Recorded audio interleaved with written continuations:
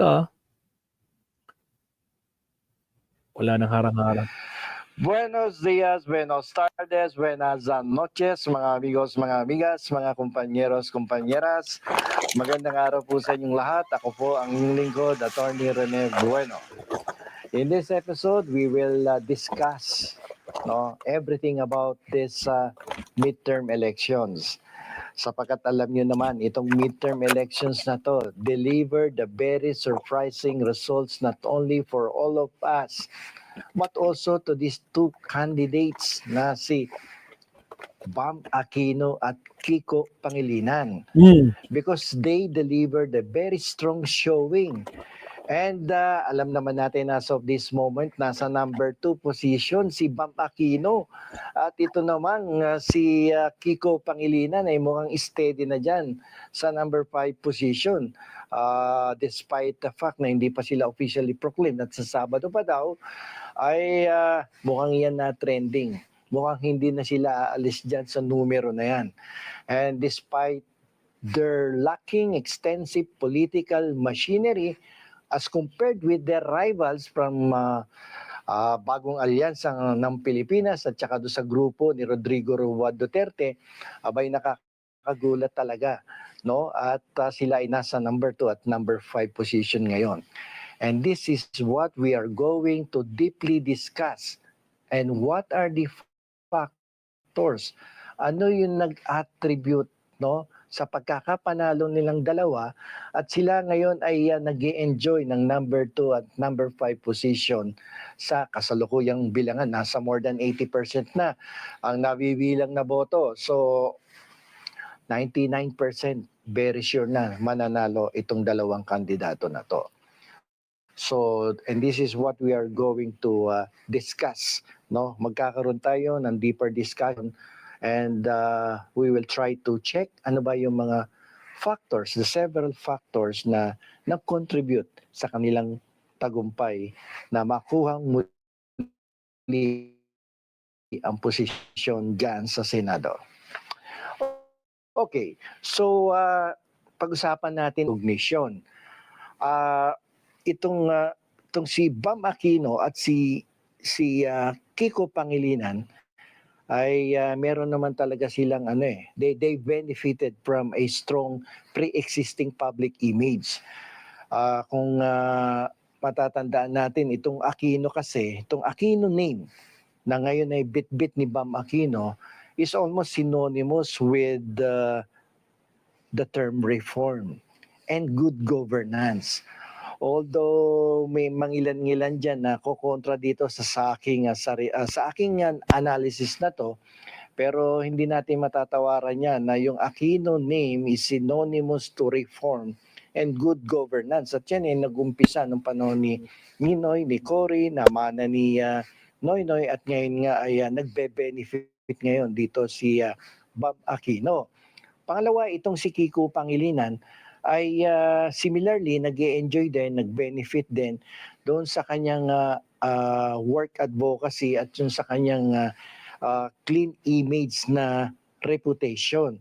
Sapagkat kung titingnan ninyo ang kanyang previous performance sa Senado, talagang namang never siyang involved sa corruption o never siyang nagkaroon ng issue pagdating sa graft and corruption.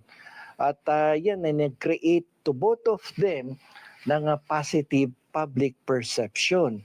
At isa yan sa mga naging dahilan kung bakit sila ngayon ay nandyan sa number 2 at number 5 positions sa kasalukuyang bilangan sa Commission on Elections upang sila ay officially maproklama na sa Saturday bilang mga duly elected senators ng Republic of the Philippines. The youth voter actually played a very crucial and very important role in this unexpected outcome.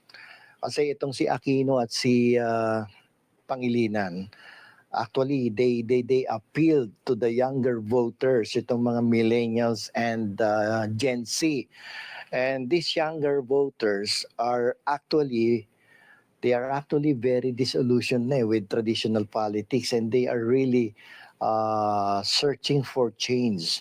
At because of the fact na itong si Aquino and Pangilinan have a very clean image, may pre-existing public image that are positive to the public, and because of their commitment na talaga namang makapagbigay ng isang magandang kinabukasan para sa ating bansa.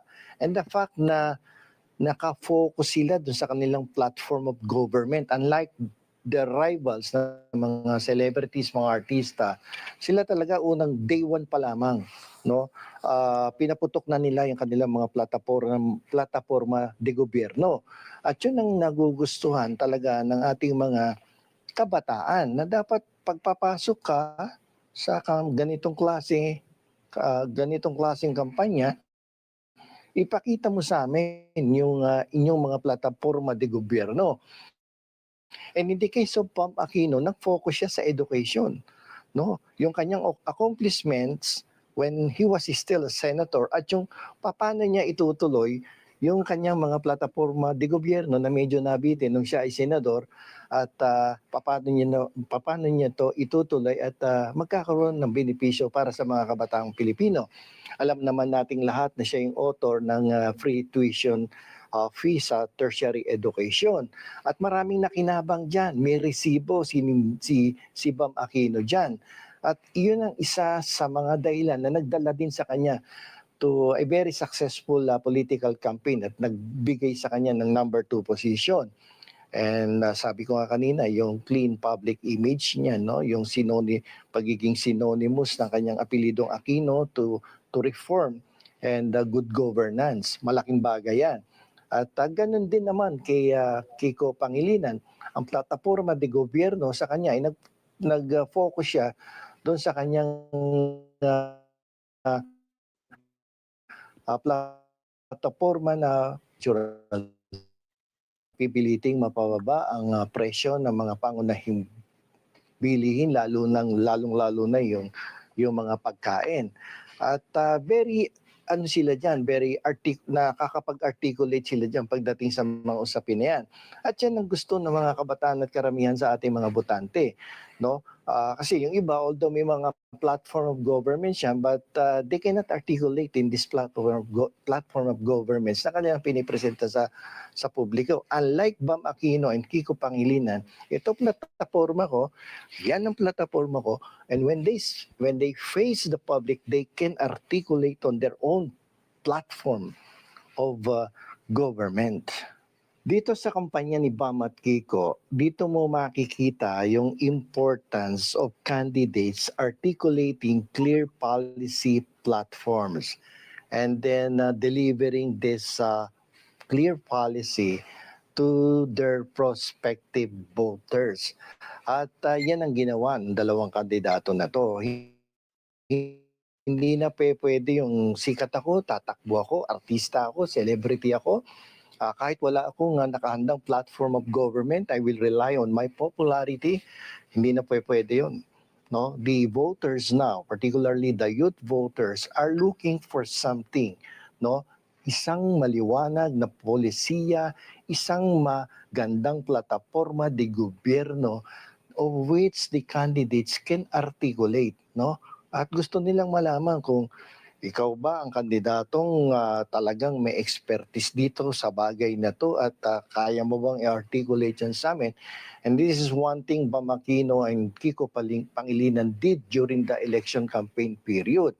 At may mga resibo sila sa mga bagay na yan. Sapagkat in the case of Bam Aquino, he was able to show to the public what his performance was when he was still a senator of the Republic, yung kanyang pagiging principal author of this free education in the tertiary education, at maraming nakinabang dito ay nakita ng tao yon, yung kahalagahan ng kanyang pagiging senador, yung kanyang performance na recognize ng tao yon, at kung paano niya pa itutuloy yung iba pa niyang mga ipopropose at ipatutupad na mga programa na may kinalaman sa edukasyon. Na-tiyempo pa sa kasulukuyang sitwasyon na isa sa mga issues na nagbibigay ng negatibong impresyon sa ating Vice Presidente ay yung tungkol sa confidential funds, sa mga misappropriation of funds dyan sa Department of Education when Sara Duterte was still the Secretary of Education. So natsyempo pa doon. Kung ibabangga mo yung kanyang platform of government na tungkol sa edukasyon, ay makikita mo, sabi ng mga botante, lalo na ng mga kabataan, ito ang kailangan namin na mambabatas at maglilingkod sa bayan. Yung isang tao na mayroong clear policy, may clear platform of government, someone who can articulate on the different proposals, different platform of governments na pinipresenta sa mga mamamayan. And the same thing with Kiko Pangilinan doon sa agricultural sector. At hindi lamang yan, marami din naman kasing batas na naipasa si Kiko Pangilinan. And being a lawyer by profession, ay marami siyang naipasang mga batas na pinakikinabangan ng kasalukuyang administrasyon sa pag-i-implement ng mga programa na yan at pinakikinabangan nga ng ating mga mamamayan. At yan ng different factors that contributed to their successful political campaign at kung bakit sila nandiyan dyan sa number 2 and number 5 positions. Gone are the days na tinitingnan pa ng mga botante yung ay incumbent to. Ituloy na lang natin, iboto na lang natin to ngayon. So incumbent ka, re-electionist ka, pero wala kang mang ipinakitang magandang performance during your incumbency, inaayawan na ng kandidato yan. Imagine there are how many re-electionist incumbent senators ang re-electionist ngayon na hindi pumasok sa Magic 12. Andiyan dyan si Tolentino. Bong Revilla. Andiyan dyan si Francis Tolentino. At si Amy Marcos nga medyo nanganganib pa sa number 12. At although 20% na lang yung natitira na hindi pa nakakount, pag medyo malaki-laki yung baluarte na naiiwan na yan at medyo natalo siya doon, makaapektuhan pa yung number 12 position na yan. At pwede pumasok yung number 13 or number 14 sa 12 position, sa 12 position. Okay, so these are the different factors na nag-contribute kung bakit naging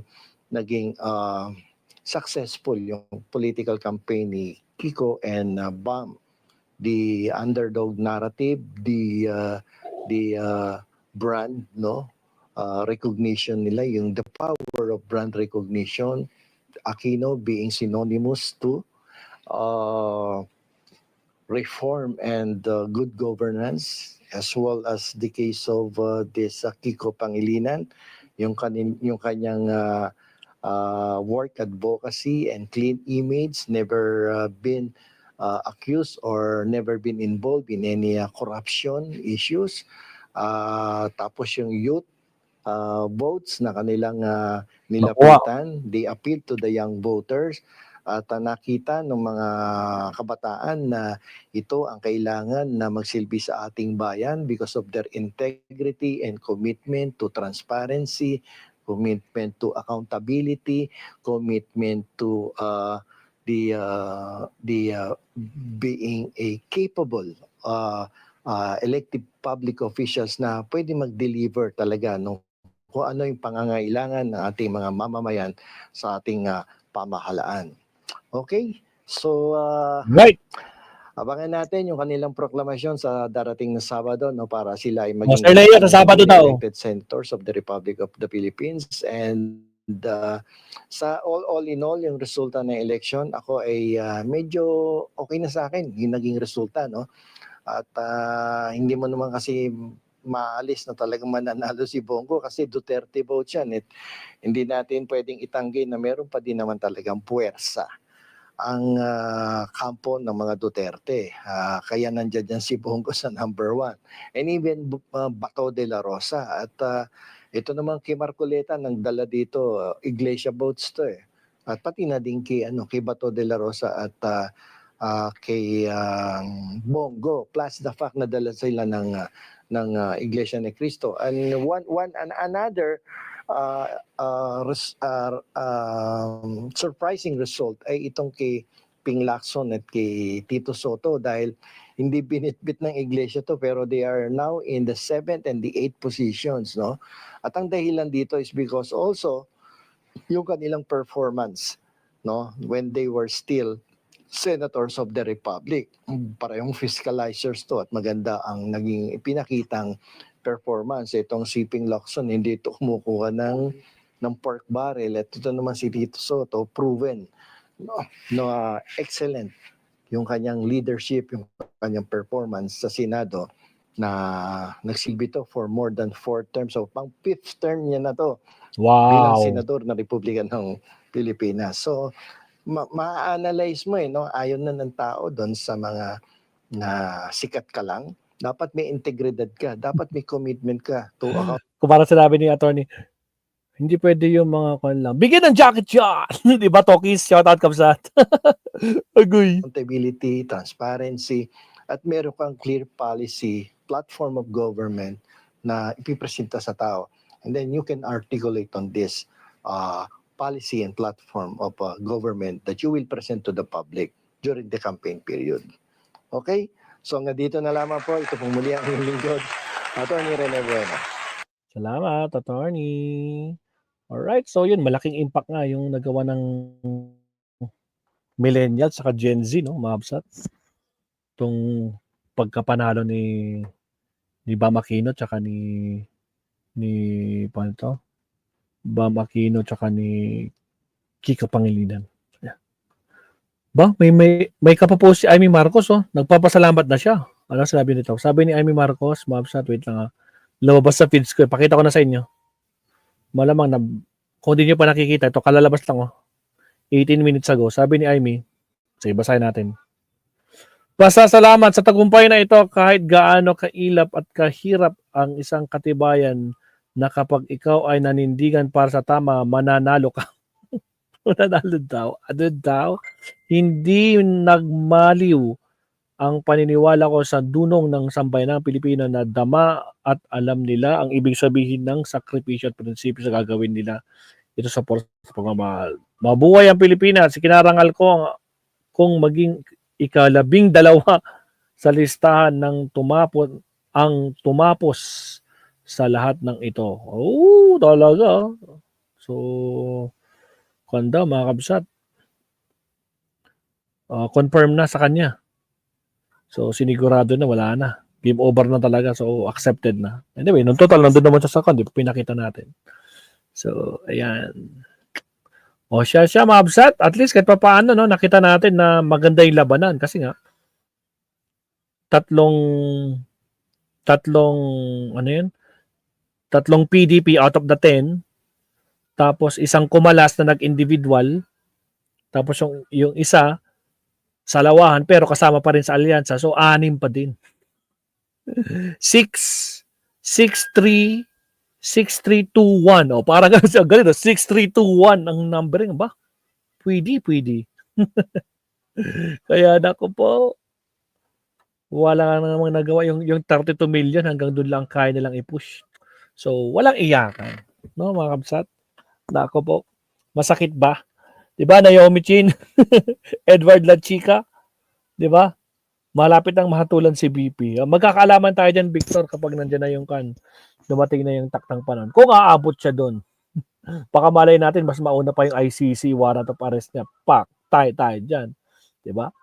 Nako po. Shoutout sa lahat, mabsat. Sa hindi pa nag-like subscribe, maraming salamat po.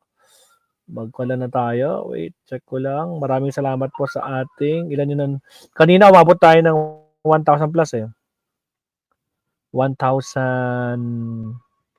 Sino-check pa na ngayon. Yung analytics natin ngayon. At maraming salamat sa mga nanood, sa mga naiwan. Road to 500 likes na tayo, guys. Sa mga hindi pa nagla-like, baka naman kaya natin gawing 500 yung like natin. Wala pong bayad yung website. At syempre maraming salamat po. Almost 11,800 na po yung ating views for this live stream for today. Maraming salamat sa 11,800. Sigurado papatakin ng 12,000 or more mamaya-maya. At syempre umabot ng 1,015 na yun. Maestro, binobolix mo kami. Akala nyo pinagluloko ko. Pakita ko na sa inyo yung analytics natin. Yan, no? O, yan, no? Yung live natin ngayon. Kikita nyo naman, di ba? O, ayan, no? 1,000 ano yun ba? 11,800 views na. Umabot ng 1,015 yung top live natin kanina. Yung mga nanonood. Umabot ng 1,015. Maraming salamat po. At siyempre, sa suporta na rin, Mabsat. Maraming salamat po. Thank you very much. So, hanggang sa muli, Mabsat. Hindi ko sure kung ako sa makakapag-livestream bukas kasi so far masakit pa rin itong tuhod ni Maestro. My goodness. Biglang inatake tayo. Kasi sarap kasi kumain ng bawal, guys, no? Pag kumakain tayo ng mga bawal na pagkain, naku po, ang sarap. Tapos biglang, pag nandiyan na umiinda na, aray ko po. Shoutout, Ma'am Susan Walker. Hello from Subic. Ayun. Shoutout po. O, di ba? Yung mga garapata dyan, magsiiyakan kayo, no? Nag-subscribe pa kayo, mga bobo talaga kayo kahit kailan. Nako po! Nako po. O, siya, Mamsat. Hanggang sa muli. Maestro Paul is signing up. Hanggang sa muli. Thank you very much. More blessings. Sir Leonardo, kita-kits. Kabsat Talkies, paktay na. Gout. Yun nga eh, Kabsat eh. Umatake na naman eh. Kaya hindi ako hindi ako makalarga kaninang umaga. Ngayon, tinitiis ko lang yung sakit. Pero at paano eh. At least nagkita-kita tayo. Hanggang sa muli, Kabsat. Thank you very much. Maestro Paul is signing off. Paalam, Kabsat. Wala muna tayong outro ngayon. Kasi tapos naman election, no? So, gagawa ako ng panibagong outro sa next live stream natin. Salamat, Kabsat. Hanggang sa muli. Bye-bye!